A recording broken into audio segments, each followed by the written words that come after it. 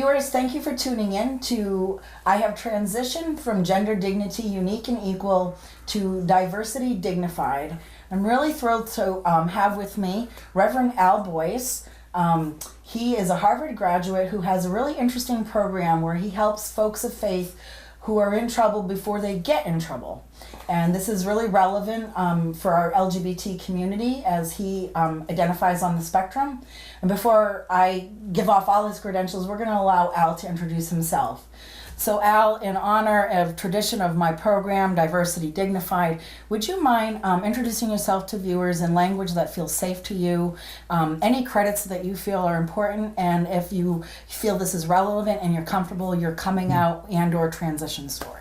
Well, thank you, Matthew. I appreciate you being interested in what we're doing. It means a great deal. I think if I had any credential, it would be I'm an ordinary person who just happens to be gay and who's found my journey through life up with its ups and downs. Mm-hmm. And I find myself in a place today where I can help others. Mm-hmm. I think it'd be fair to say that I grew up in northern Maine and that I knew I was gay when I was very young. Okay. I think probably 9. But I attended a Pentecostal church and I loved Jesus a great deal, and I had no clue that these natural feelings for other boys was unacceptable in my faith and in the church polity.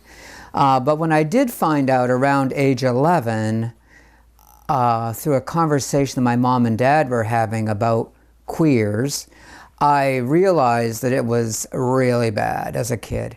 And so I kept it a secret. And I never acted on my orientation for a long time, but I fell in love with church and I fell in love with Jesus. And I remember when I graduated high school, I just knew that I was what we have called in that faith called. Okay. And so I decided to become a Pentecostal minister. Oh, wow. And I had fallen in love with a wonderful girl a year behind me in high school, and so we got engaged. I went out to my first year of Bible school, and we married the year after. And I believed that somehow between Jesus and my wife that I would be cured and that would be okay.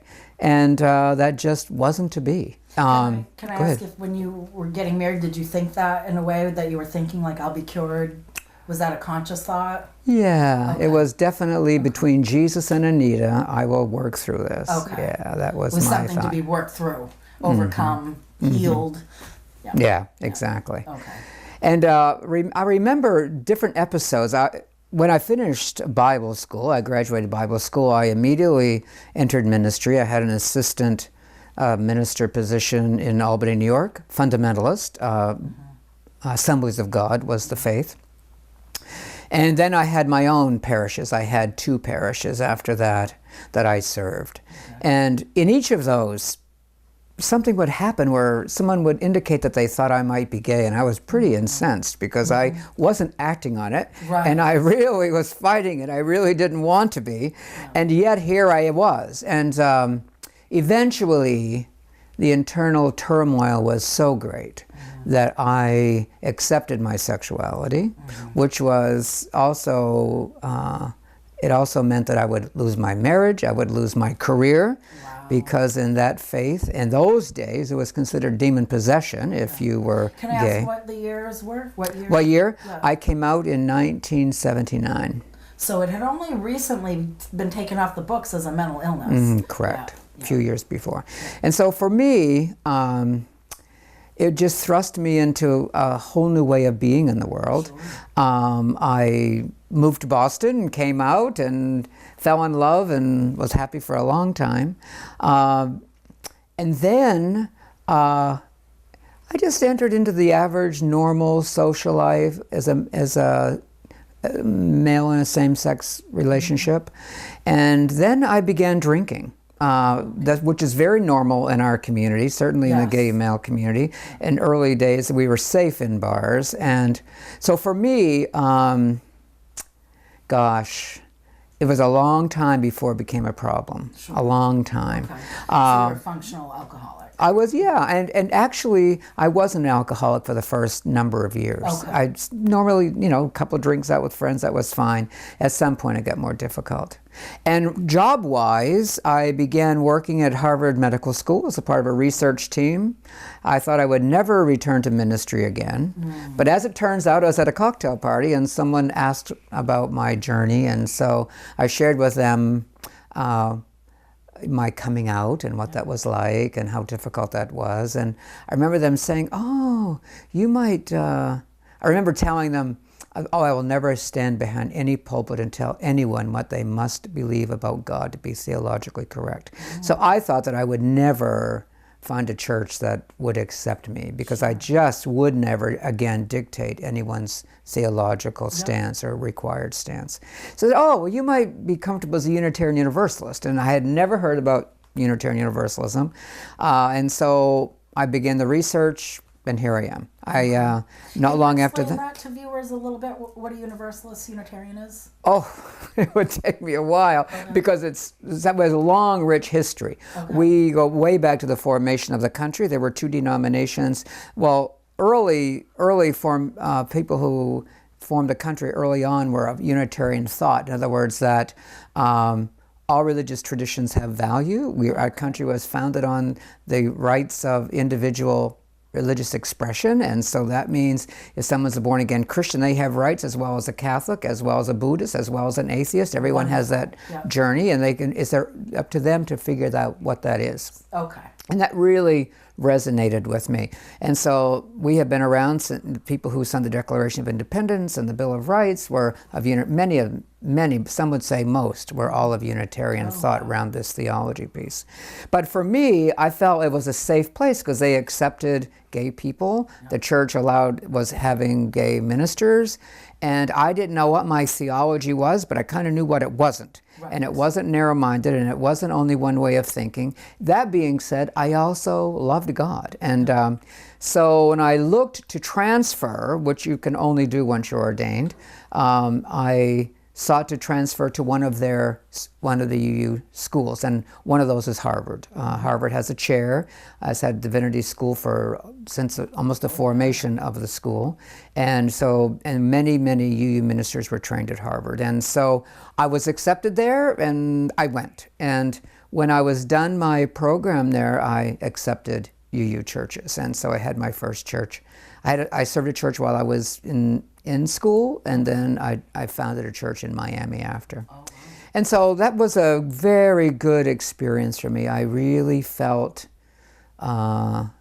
connected. I really felt I belonged, and that was home.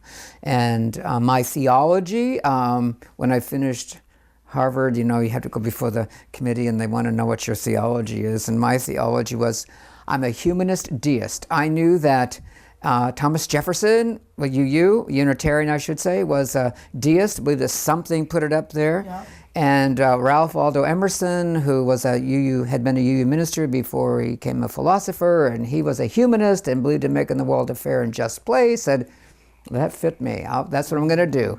Because I really had never really, I hadn't really wrestled through my own spirituality, because I loved Jesus, and how could it be that I loved Jesus and yet I was sinful for being gay, and how is that possible?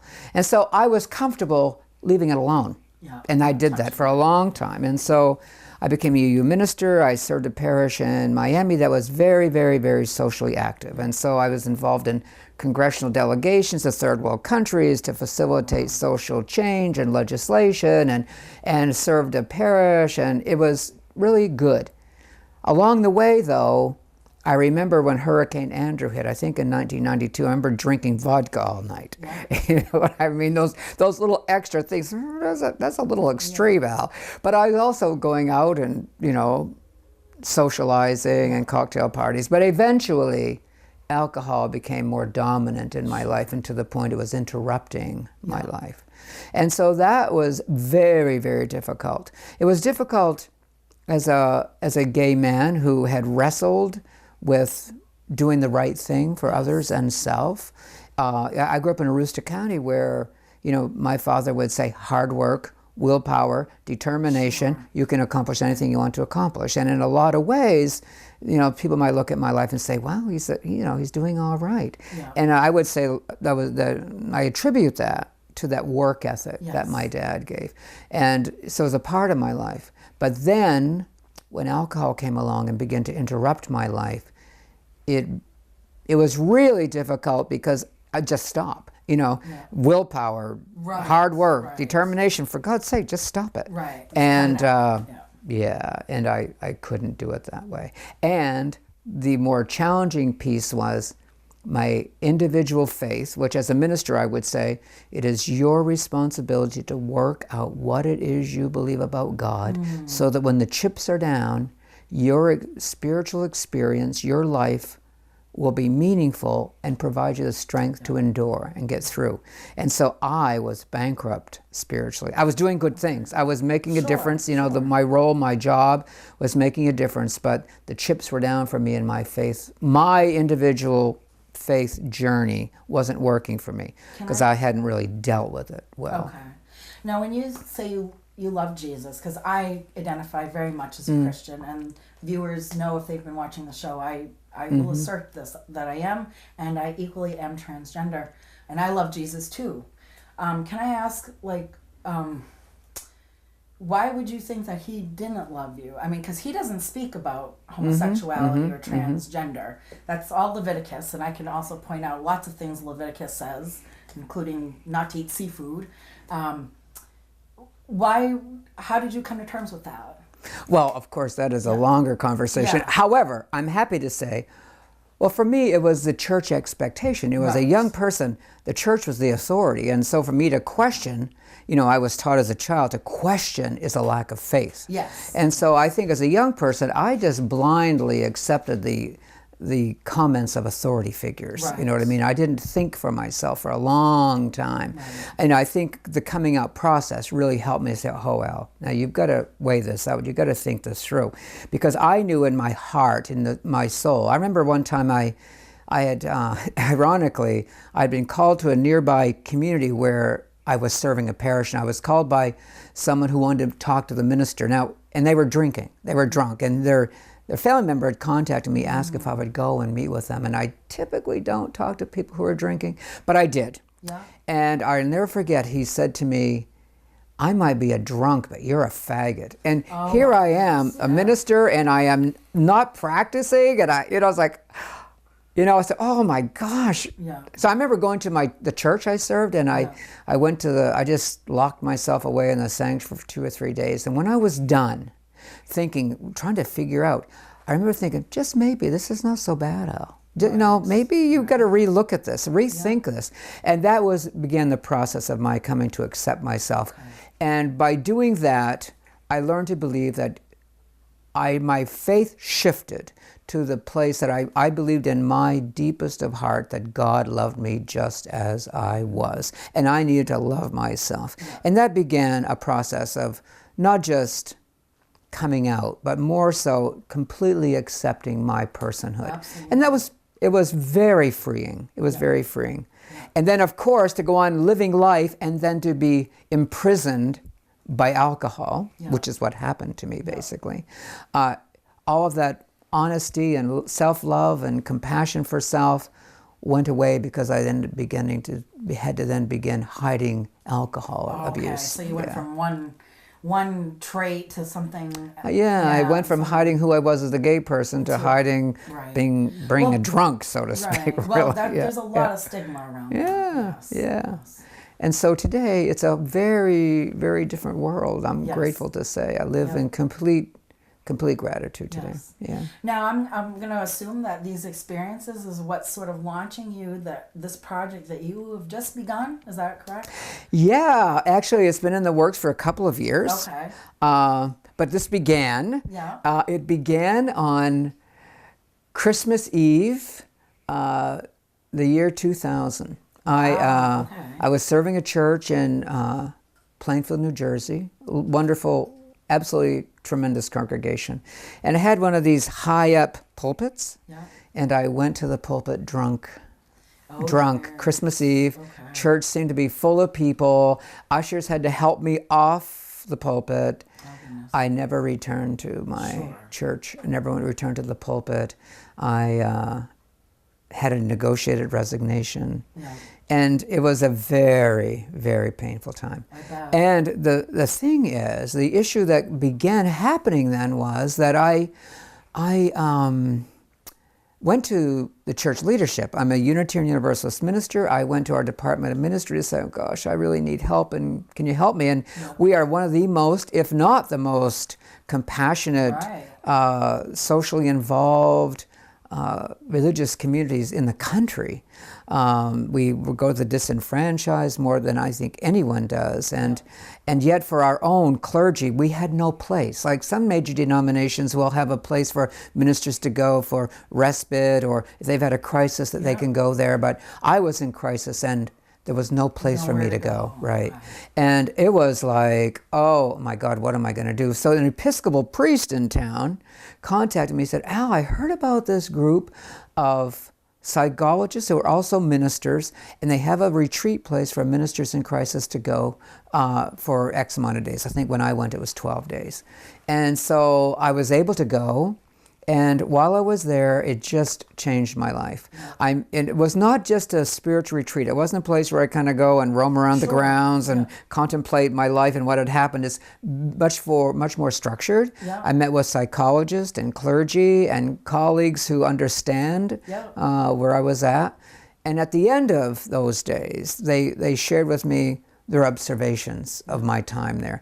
It was incredibly helpful, incredibly helpful. And one of the things they said to me, we think you brought up the faith of your childhood a lot while you were here. We suggest you revisit that. Okay. And here I am, a humanist deist, right? And then they're having the audacity to tell me I should look at my fundamentalist uproots that told me, or I was told that I was born in sin or demon possessed, and that was difficult for me to hear. Yet there was something about that was true. I had this one-on-one, or what I would consider personal relationship with what I would call God, and I had just kind of blocked that out. But now I'm in this place where my life is being controlled by alcohol, and I don't know how to get through that. So I did that. I found my way. Today I would consider myself a Unitarian Universalist Christian. Now I would not say that's the same thing as a fundamentalist Christian at all. No, right. But I would say that the teachings of Jesus are what are meaningful for me. Sure. And that conversation, that language fits my spiritual needs, and it works. At the same time, I have friends who are Buddhists or atheists, and that works for them. And I think it's all very much an individual path. I think the Christian... it's an umbrella term, no different than being transgender, because as you just said, you can call yourself a Christian and be a fundamentalist person or someone who's very liberal, and there's all that in between. There's something though I wanted to comment on. I understand in my mind why they would want you to revisit your childhood beliefs, because I finished a book and I had to revisit that and realize that I had projected onto God my own template, and that of course started in my childhood, right? I mean, it started with my family and what we believed, and like anyone, that's what we know, and so we projected that on. So you would need to sort through what you believed and how you felt and how it came to be. Well, I think crisis causes us we have no option but to look at everything. So when I left the church, I decided I took some time. I came to my home in northern Maine, and for a couple of years I lived at the lake. And I just had to find my way. And I decided that I would go back to school. So I returned to graduate school, and I got a master's degree in psychology and counseling, and then I have a PhD in psychology, ABD, all but dissertation now. And it hit me about 2 years ago. I don't know, I felt this pull. I was working in the mental health field, and I was also doing a lot of speaking still. I've maintained my credentials throughout this period of time. I realized, oh my God, I'm one of those people from back in Georgia where I went. I'm a minister, and I have a degree in psychology, counseling, and I felt this strong urge that maybe my career path is shifting. Yeah. And I just decided to be open to it. That coupled with, I just came across this wonderful home. And it's a larger home than I need, and it fits me very well. I use it oftentimes like Airbnb or bed and breakfast, and it's, so I love it. And so I began to think about more and more, gosh, is there a need today for other ministers, not just you, but any minister who's in crisis? Yeah. And by that I mean life has stopped. Maybe there's been a death in the family, maybe it's addiction, maybe there's a problem in the church, but your professional life is at a standstill. Yeah. Like when I used to, for a period of time, I was a crisis evaluator. Yeah. And I often liken people who are in crisis to someone kind of standing on one foot and pivoting. You just don't know what the first step needs to be. Yeah. There's just so much, and there's so much overwhelming to us. And so if we can just begin to wade through it, we'll begin to have a greater knowledge of what do I do first. Yeah. So our goal here at the Sanctuary of Pastoral Hope and Healing, we shorten it by the Sanctuary, is to help ministers who find themselves in crisis or near a crisis. Empirical research shows that at any given time across all religious traditions, and that means atheist, that means fundamentalist, that means Catholic, that means Episcopalian, that means Unitarian Universalist, at any given time, 20% of ministers are either in or near a crisis. And so I oftentimes thinking of it as living lives of quiet desperation. You know, nobody knows. They have these expectations of us to be presented in the public realm as, the strength for other people, and yet when we need it ourselves, who's there for us? And I wanted to comment on that, because even as a child, I've almost felt there's been an unfair expectation of our pastors and our ministers. I think obviously it's fair to have some expectation that they have put themselves up there as an authority or a counselor, to help folks, but they are human. Mm-hmm. And they have crises, they have feelings, temptations, and I was like, how are we addressing that? I've often so I'm so glad you're doing this. So go on. Yes, so 20% across the board. Yeah, and so we're ready to go. Yeah. We have a great steering committee and clinical team, and we will open the space for up to 8 people, but we're beginning with 4. Yeah. The stays are 8-day stays typically. Okay.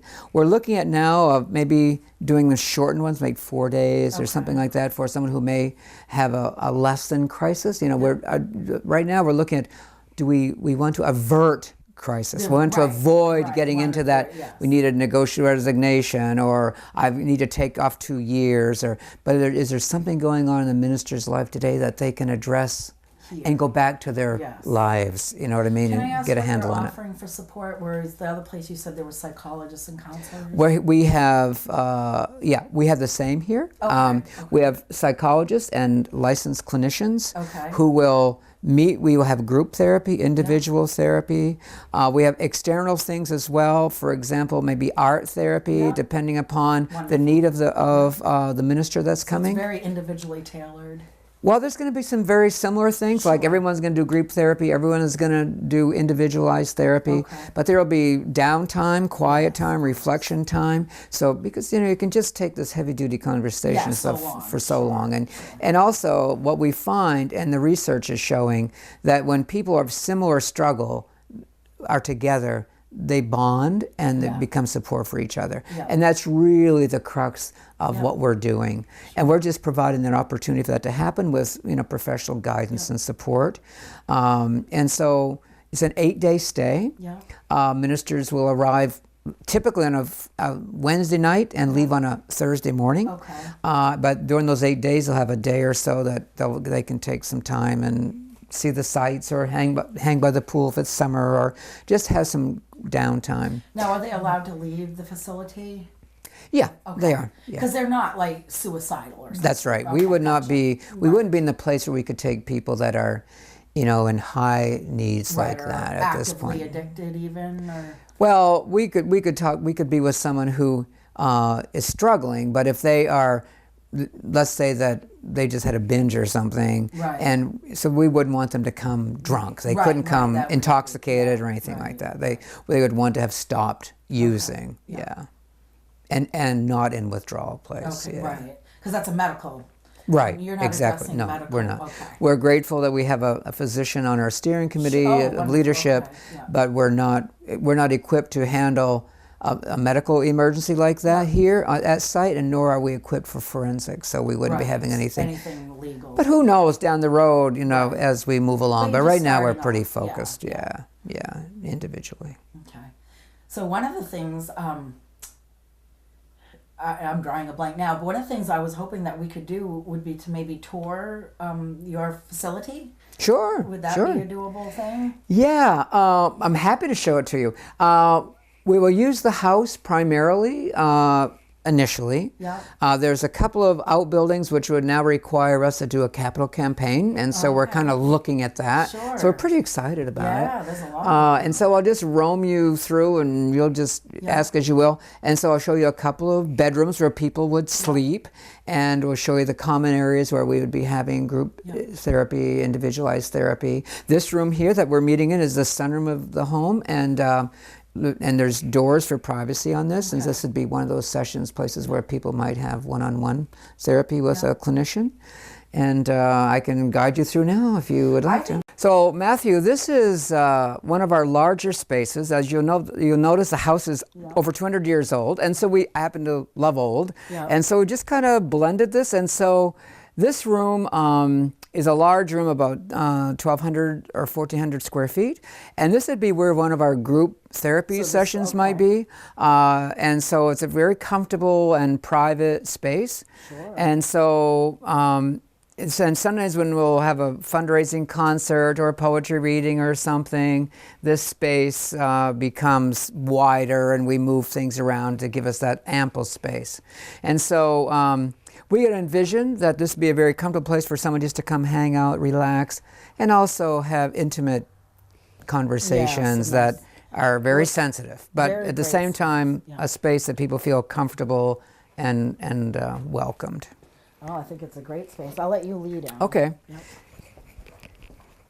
This room used to be a horse stall and a tack room, and so we converted into more of a recreational room. Okay. And so again, the entire goal here is to create a space where people, two things, feel safe, welcome, and comfortable. So it'd be three things, you know, and it's really important for us that happens. And I've had numerous guests, and they all seem to indicate that they love the space and love being here with us. And so it's all about making people feel valued and welcome. And so we just have these different sitting nooks through the house. And when you have an old house like this, it's completely unpredictable. And so we just kind of figure how to make it happen. My partner Andrew and I really have enjoyed creating this together.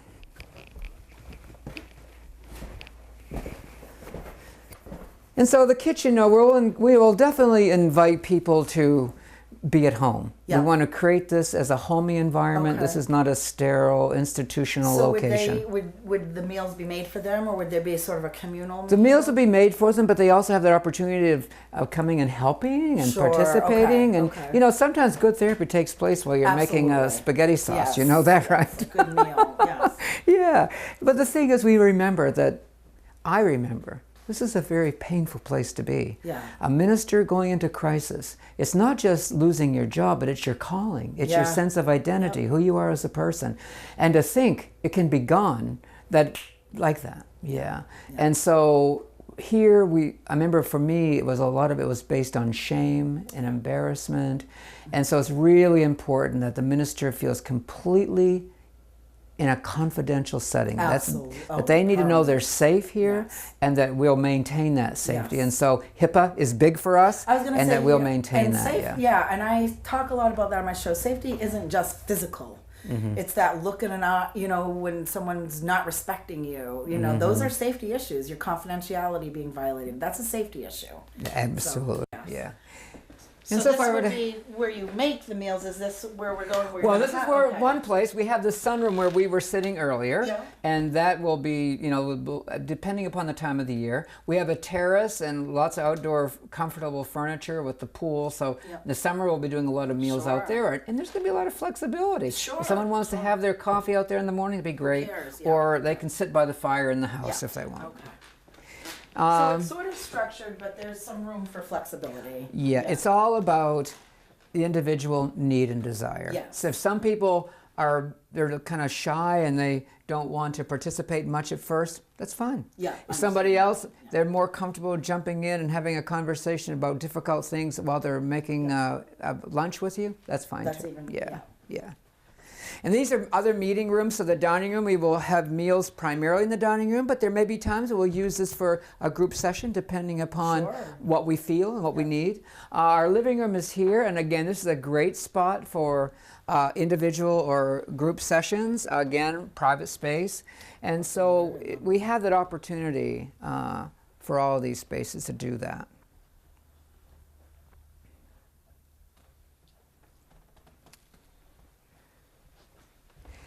We have 6 bedrooms in the house. We'll begin with the house. We'll comfortably have 4 folks to start. That's how Okay. we're going to Yep. begin. Just to make sure that as we begin, we don't want to be doing too much too soon. Oh, We just want to make sure that we're handling absolutely. it well and Sure. getting the kinks out, so to speak. Yep. And here's a couple of the bedrooms, just as an example of what folks would. Here's been to the left and the right, just to give folks an idea of what a bedroom might look like if they were to come and visit These with us. are really, really gorgeous.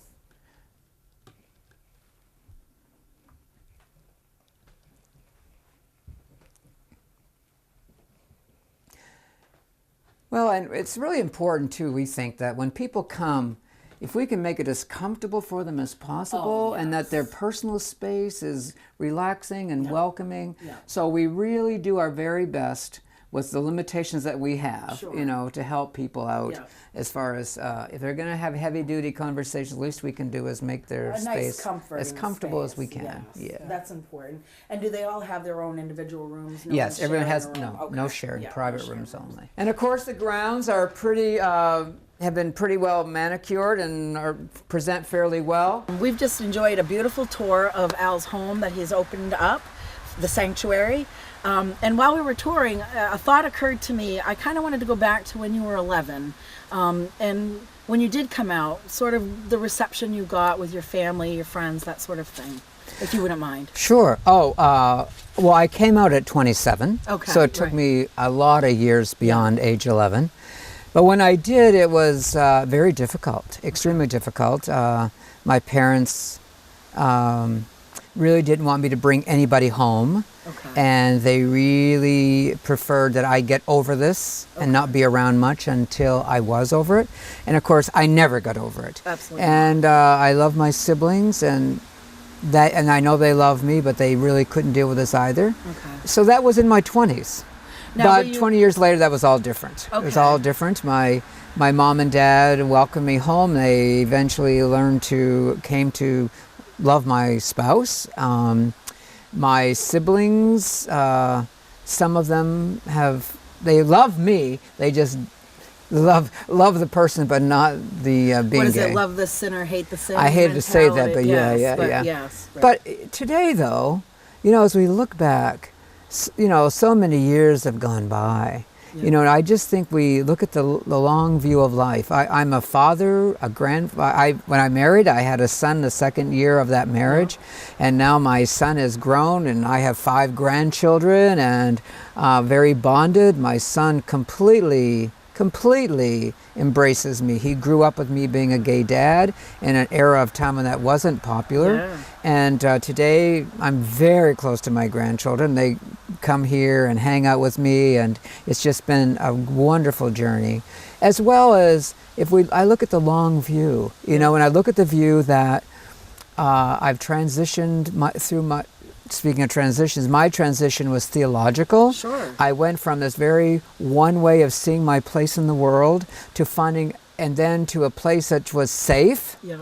to a place that I allowed myself to be vulnerable and evolve into a full-rounded, Yep. welcoming, loving human being. And I see for me, I'm in this distinct advantage of being the age I am, because I've lived long enough to go through that process, and perhaps now be able to help someone else who is also struggling. Because there's nothing, there's absolutely nothing anyone could do or say, I'm from my view anyway, that I could not empathize with and understand that we all have something we struggle with from time to time. Mine just happened to be heavy duty, that I lost family and a career because of the addiction. So for me it was, I lost family and relationships and jobs because I was gay. And then when I found my way to self-acceptance and found a world that embraced me as I was, an authentic person, then I lost my world again because of addiction. And today I'm happy to sit here saying I'm sober and life is good, and if I can survive, anyone can survive. And I think that's what we're all about here.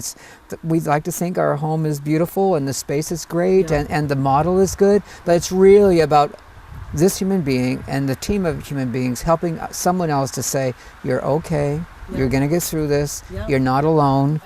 And we believe, because you're clergy of any religious tradition, that we happen to believe that a power bigger than yourself or ourselves can help with that. Well said. And that is so important. I mean, just hearing your story has moved me. Hearing what you're doing is moving to me. I honestly, I waited till I was 43 to transition myself, and I know how hard that is. And I feel like you, that, when a person is really safe and loved, really cared for, that they thrive. And that's what life is about to me. It's about thriving, that we really are in this together. So I really am so grateful for this. And is there anything that I didn't ask you, Al, that you kind of wish that I had and would like to talk some more about? Well, you've been pretty thorough, but I would remind people that they can visit us on our website. Yes, please. main-sanctuary.org. main-sanctuary.org. Yeah, and so they can check us out and find more about us. And of course, if a minister is hearing us, or if someone knows a minister who's struggling in life that needs some extra support, let them know about us. We're here to help in any way we can. Great. So viewers, you have been introduced to a really lovely human being who is making a difference in the world. I'm making a difference in the world. It is never too late to make a difference in the world. If you're dealing with a pastor or reverend, please be gentle. They're human. They struggle, they have temptations, same as you. If you know they're in trouble, and maybe let them know about Al's place. It's a safe space here. They will find comfort here. They will realize they are not alone.